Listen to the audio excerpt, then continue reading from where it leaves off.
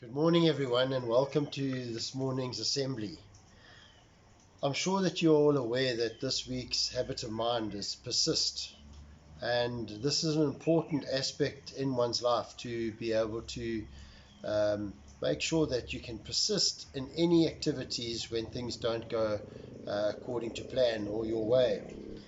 Now, persistence is what you really need at this time to enable you to embrace online teaching and learning, because you'll find that there will be things that you can't do first time.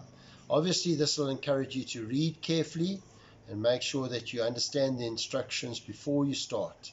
You'll also have some challenges with technology, and certainly your Wi-Fi links are sometimes strong and sometimes they break down, and during those times it's frustrating and you have to persist and persevere during this time. Now, you have certainly noticed that preparation time is often takes longer than the enjoyment of the results. So, for example, when you're cooking dinner, it takes longer to prepare dinner than to eat it. But we give thanks to God for the ability to have the ability to cook, the ability to prepare food, and we give thanks for the fact that we can prepare food for people. Likewise, when wrapping gifts, when we wrap gifts, we take a longer time to wrap the gift than to open it. Again, we are grateful to God for the fact that we have gifts to give and people to give those gifts to. Likewise, when we're prepping to paint a room, the preparation of the walls takes much longer than actually applying the paint.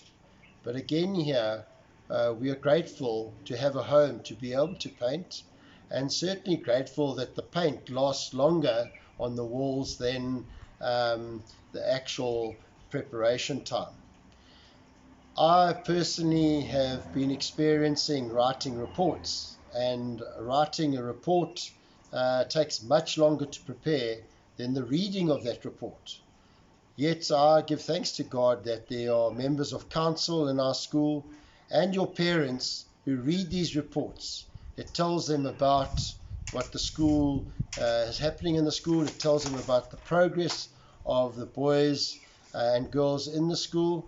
And likewise, your teachers are preparing lessons for you, and these lessons take an enormous amount of time, but much longer to prepare than it actually takes you to do them.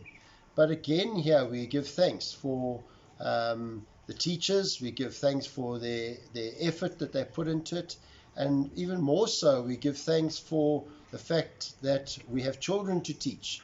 For the technology, we give thanks for technology. There are many children in South Africa at the moment that are not getting lessons delivered to them, and that is a problem for many schools as we go into this lockdown period of time.